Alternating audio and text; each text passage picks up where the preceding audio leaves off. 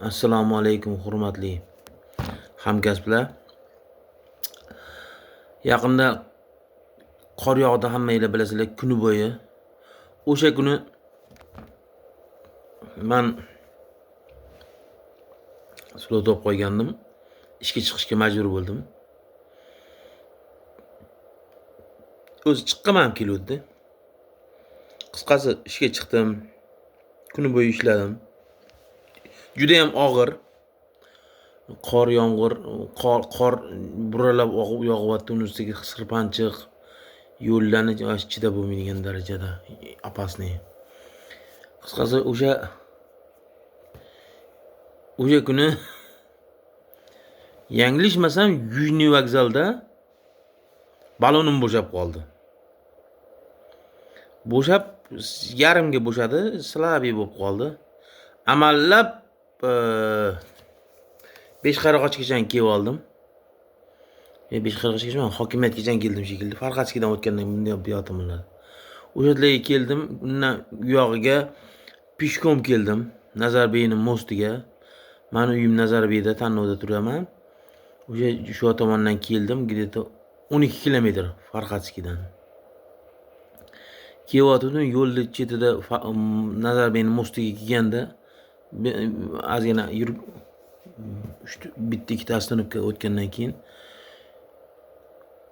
yo'lda bitta Surxondaryolik bitta yigit keldi, Gazelda to'xtab, "Keling okaxon, yordam beraman. Bu baloningizni ko'rdim, bo'shab qolibdi. Men har doim shu kuryerlarni ko'raman, bilaman. Ayna qilib yordam berib yuraman. Ortib mashinamda olib borib beraman, balonini teshilganini ko'rib" dedi. Shunaqa qilib olib kelib tashladi. Mana shu uyimgacha, Tannovga, Nazarbeyga, o'sha mostdan o'sha anaqaga 6 kilometr joyga mashinasida yuklab olib kelishdi. Yaxshi yo'lda yaxshi odamlar bor ekan, 4-5tasi bo'lib mashinaga yuklab berishdi. Bu yoqqa ham amallab bir ikkitasi keldi, sho'pirlar keldi. O'shalar tushib yo'lda mashinadan tushirib berishdi. Olib kelib oldim uyga qisqasi. Bu bilan nima demoqchiman? Men o'zim boshimdan o'tkazyapman bu narsalarni. Mana bugun ham ko'rdim bitta yigitni, Nazarbeyli yigit ekan, Izzat degan.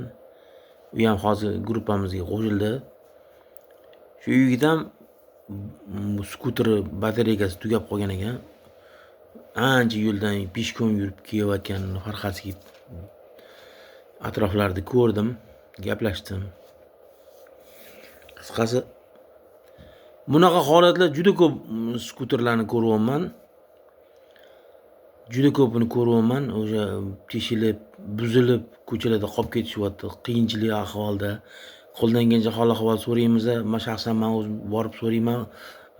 Ana yo slotda bo'laman yoki sharoit bo'lmaydi, iloji yo'q yordam berishchi. Achinaman, bilaman, tushunaman, og'ir ahvol. O'zim ham shunaqa bu sharoitlarga tushganman, tushdim, ko'rdim. Qisqasi bu narsani hammamiz birgalashib, birlashgan holatda tashkilotimiz bilan xo'sh, bu masalani yechim topdim, xudo xolasa. Tashkilotimiz bilan xudo xolasa gaplashilyapti, kelishilyapti, kerakli joylar bilan. Bitta avtotexnik xizmat bor ekan. Profsoyuzlarni federatsiyasi bor-da. O'sha joy bilan gaplashdim, kattalari bilan gaplashdim. O'tgan kuni gaplashdim. Avtotexnik xizmatdan joy olib beramiz dedi. Qanaqa yordam bo'lsa, yuristlar, dokumentlarni oformleniya qilish, qisqasi mana shu profsoyuzlar bo'yicha katta mutaxassislar mana shu profsoyuzlarning hammasini jamlab, kontrol qilib, podдержка berib, anaqa qiladigan katta organizatsiya, federatsiya. Bu ham bir vazirlik. Shu nodavlat, notijorat ana shu tashkilotlar bo'yicha anaqa vazirlik, federatsiya hisoblanar ekan. O'shalar bilan gaplashdim. Har qanaqa yordam bo'lsa, biz qo'ldan kelgancha yordam beramiz. Aqlimiz yetadi, kuchimiz yetadi. Hamma yetarlicha anaqa bor edi. O'shalarni anaqasi bilan, yordam bilan Xudo xolisa birinchi bitta gazelga o'xshagan, gazel emas, gazeldan pastroq, чтобы skuterni shundoq mashinaga oson chiqaradigan qilib, buzilib qolganda chiqarib olib ketishga удобный qiladigan kichkina past bo'lgan mashinani olamiz. Bitta dejurniy mashina qilamiz, xudo xolisa. O'sha call center bo'ladi. Biron bir yo'lini o'ylab topamiz. Shu balki gruppa bo'ladi, call center bo'ladi, ko'ramiz. O'sha buzilib qolgan, balonni almashgan, teshilgan skuterlarga o'sha mashina borib kerak bo'lsa balonni almashtirib ulg'ansa ishini qilib beradi. O'sha joyda remontini qilib beradi. Yo'q bo'lmasam buzilsa olib o'sha avtotex xizmat avtoservisga olib boriladi.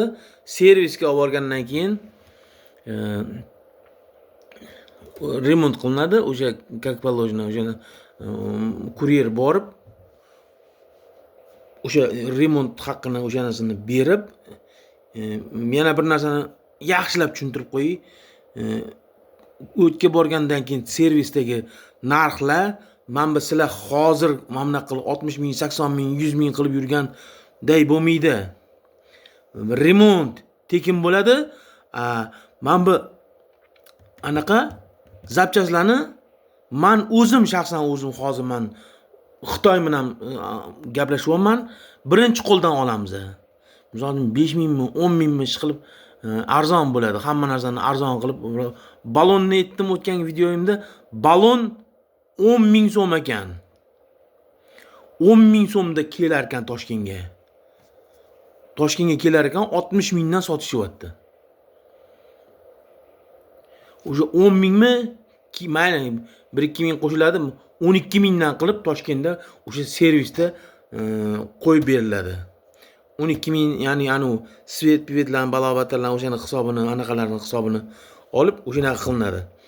Eng arzon narxda skuterlar, hamma zapchastlarni, skuterlarning hamma zapchastlarini eng arzon o'sha Xitoy narxida olib keltirib, mana shu yerda remont qildiramiz.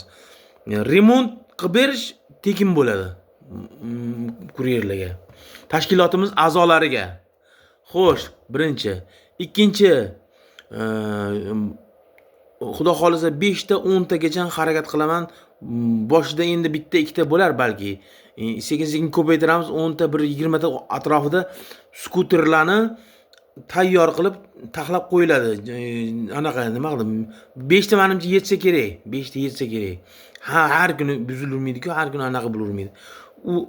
U skuterni misol uchun bironta kuryer buzilib qoldi, seryozni buzilib qoldimi, slotdami, o'sha slot joyiga olib borib beriladi. O'sha slotini bajarib, o'sha kuni ishni tugatadi.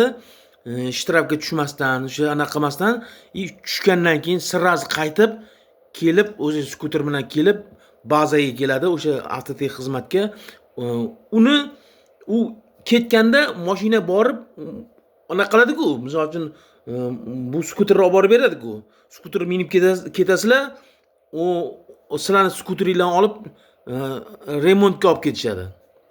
O'sha remontga olib ketgandan keyin, o'sha remontga joyiga ishlarni bitirgandan keyin, masalan, kuryerlik ishlarni, slotlarni bajarib, yana qaytib borasizlar, o'sha bazadan, o'sha avtotex xizmatdan borib, o'zingizlarning skuteringlarni minib, bu olgan profsoyuz skuterni qo'yasizlar. Sog' butunlikcha shundoq selisi saqlansa deydi-ku. O'shanaqa o'ziga topshirasizlar, o'zinglarni minib ketasizlar. Xuddi shunaqa sistemada qilish niyatim bor. Xudo xolisa o'shani harakat qilaman, jon-jahdim bilan. Inshaalloh bu narsalarni qilamiz. Mana shunaqa gaplar. Bu bitta anaqam. Mana shu maqsadim. Qiyin, juda ham og'ir. Kuryerlarning ishi juda ham og'ir. Hammanglar qiynalyapsizlar bilaman. Shuning uchun ham men mana shu og'ir bo'lsa ham juda ham anaqa bo'lgan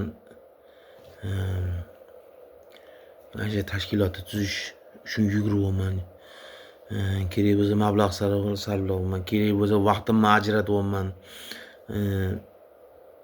Mana shu niyatim xolis niyatda, mana shu xalqqa, o'zimizni mana shu kuryer hamkasblarimga foydam tegsin degan niyatda.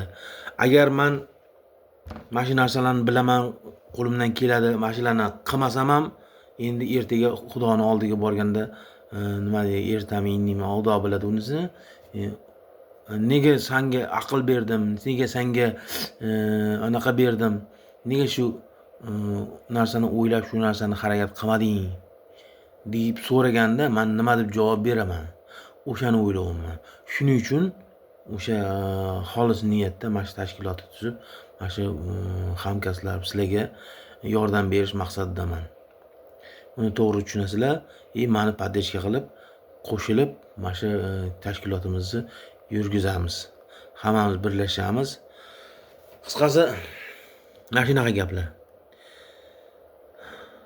Yaxshilik niyatida, yaxshilik maqsadida